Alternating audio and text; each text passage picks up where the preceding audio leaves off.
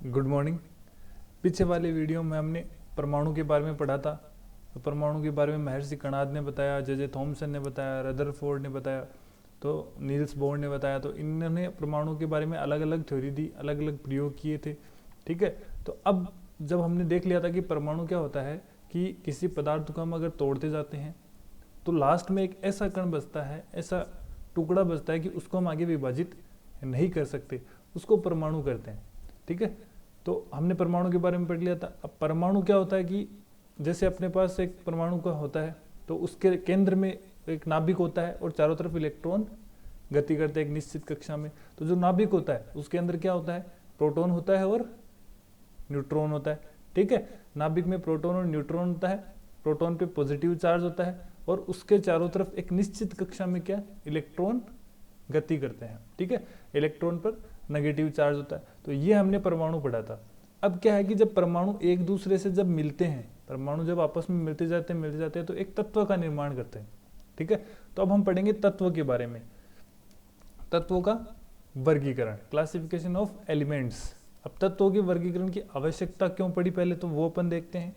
तो देखो, वर्गीकरण की आवश्यकता, तत्वों के भौतिक व रासायनिक गुणों को अलग अलग अध्ययन करना एक कठिन कार्य था, इसलिए तत्वों का वर्गीकरण किया गया जिससे कि तत्वों का अध्ययन आसानी से किया जा सके।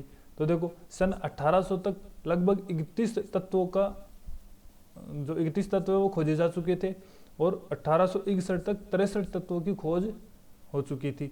तो अब उनको अलग अलग, जैसे एक तत्व होता है उसके भौतिक गुणों के बारे में अध्ययन करो, उसके रासायनिक गुणों के बारे में अध्ययन करो, तो ऐसे अगर एक एक का अध्ययन करेंगे तो बहुत टाइम लग जाता था। ठीक है ना, बहुत मुश्किल होती है। तो क्या किया कि तत्वों का वर्गीकरण किया गया। भाई जब एक जैसे रासायनिक गुण है, जिसके रासायनिक गुण और भौतिक गुण एक जैसे हैं जिन तत्वों का, उन तत्वों को अलग रखा गया ताकि एक तत्व का अध्ययन कर ले और उसके बाद में ये अपन देख सकते हैं कि सारे तत्वों के जो भौतिक और रासायनिक गुण है उसके जैसे ही है। तो एक तत्व का अध्ययन करने से बहुत सारे तत्वों का अध्ययन साथ में हो जाता था। तो वर्गीकरण की आवश्यकता क्यों पड़ी कि भाई इनके रासायनिक गुण और भौतिक गुणों का अध्ययन करने के लिए बहुत कठिन कार्य था, इसलिए इनको क्या किया, वर्गीकृत किया गया, उस जिससे क्या होगा, उनका अध्ययन करना आसान हो गया। ठीक है, फिर वर्गीकरण के नियम क्या है वो देखो कि तत्वों के वर्गीकरण के कई नियम दिए गए, जिसमें से प्रमुख नियम निम्न है। दो नियम है, एक तो डोबेराइनर का त्रिक नियम और दूसरा न्यूलैंड का अष्टक नियम। तो इस वीडियो में हम ये दो नियम देखेंगे कि डोबेराइनर ने जो तत्वों का वर्गीकरण है वो कैसे किया, क्या नियम दिए, और न्यूलैंड का अष्टक नियम है उसमें क्या नियम दिए, तो वो अपन पढ़ेंगे। तो सबसे पहले अपन देखते हैं डोबेराइनर का त्रिक नियम।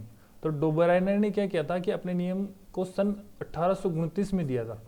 डोबेराइनर ने जो अपना त्रिक नियम है वो 1829 में दिया था। इन्होंने अपना नियम परमाणु द्रव्यमान के आधार पर दिया, यानी जो परमाणु होता है उसके द्रव्यमान के आधार पर अपना नियम दिया। तो वो कैसे दिया वो अपन देखते हैं कि इन्होंने परमाणु द्रव्यमान व तत्वों के गुणों में संबंध बताया कि जैसे परमाणु तत्वों के परमाणु द्रव्यमान होते हैं, जो द्रव्यमान होते हैं तो उनके आधार पर उनके गुणों में संबंध बताया। कैसे बताया, जैसे अपन बात करते हैं, जैसे लिथियम तत्व है एक, ठीक है, एक सोडियम है और एक पोटेशियम है, ये तीन तत्व है। तो लिथियम का परमाणु भार है 7 और सोडियम का है 23 और कैल्शियम का है पोटेशियम का है 39। ठीक है, तो इन तत्वों के भार के अनुसार उन्होंने क्या कहा कि इन तत्वों के गुण है वो एक समान है, त्रिक नियम दिए थे उन्होंने। तो तीन तत्वों के तीन जोड़े उन्होंने बनाए थे। ठीक है, आगे देखो, इस नियम के अनुसार जब तीन तत्वों को उनके परमाणु द्रव्यमान के आरोही क्रम में, यानी सबसे पहले छोटा फिर उससे बड़ा फिर उससे बड़ा में व्यवस्थित किया जाता है तो बीच वाले तत्व का द्रव्यमान, जो बीच वाला तत्व है उसका द्रव्यमान अन्य दो तत्वों के द्रव्यमान का औसत होता है। फॉर एग्जाम्पल अपन देखते हैं, जैसे लिथियम है, सोडियम और पोटेशियम। लिथियम का 7 है, सोडियम का 23 और पोटेशियम का 39 है, क्या है, द्रव्यमान। ठीक है, अब प्रथम परमाणु का द्रव्यमान प्लस तीसरे परमाणु का द्रव्यमान बटा 2, जो पहला परमाणु है वो लिथियम है उसका 7 है और जो तीसरा परमाणु है वो पोटेशियम है उसके कितना है 39 है। दोनों को जोड़ के 2 का भाग दे देंगे तो औसत निकल आएगा। तो तो अपन देते हैं, देखो 7 + 39 डिवाइड बाई 2, तो कितना बचा, 39 + 7 कितने होते हैं 46, डिवाइड बाई 2 कर देंगे तो 23। तो दोनों के औसत का दोनों का अगर औसत निकालेंगे तो सोडियम का जो परमाणु भार है उसके बराबर आएगा। ऐसे ही अपन दूसरा देखते हैं, कैल्शियम का देखते हैं और बेरिलियम, तीनों का अपन देखते हैं, स्ट्रांसियम, कैल्शियम और बेरिलियम। तो प्रथम परमाणु का द्रव्यमान प्लस तीसरे परमाणु का द्रव्यमान डिवाइड बाई 2, तो कितने आए, लगभग 88 आएंगे इसके। ठीक है, तीसरे अपन बात करते हैं कैल्शियम, ब्रोमीन और आयोडीन। तीनों का, कैल्शियम का 35 होता है, ब्रोमीन का 80 होता है और आयोडीन का 127 परमाणु द्रव्यमान होता है। तो वही अपन दोबारा करेंगे, प्रथम परमाणु का द्रव्यमान प्लस तीसरे परमाणु का द्रव्यमान डिवाइड बाई 2, कितना आएगा, 80 आएगा।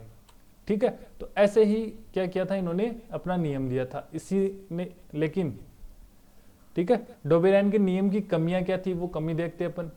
ठीक है, तो सबसे पहले क्या किया था कि उस समय ज्ञात सभी तत्वों पर लागू नहीं हो पाया, यानी जिन्होंने ये जिस टाइम पर इन्होंने ये नियम दिया था उस टाइम पर कई तत्वों की खोज हो चुकी थी। ठीक है, लेकिन ये 9 तत्वों के बारे में ही वर्गीकरण कर पाए, आगे के जो तत्व बचे थे उनको ये नहीं समझा पाए, उनमें ये नियम आपका नहीं हुआ। ठीक है, यह नियम केवल 9 तत्वों पर ही लागू हो सका, यानी अन्य जो तत्व है उनके ऊपर लागू ये नहीं हो सका, यानी कि 9 जो तत्व है उन तक ये सही वर्गीकृत हुआ। लेकिन उसके बाद में जब और तत्व आए तो वो इनके इस नियम के अनुसार नहीं लागू हो पाए। ठीक है, आगे देखते हैं न्यूलैंड का अष्टक नियम। यह नियम 1965 में दिया गया था।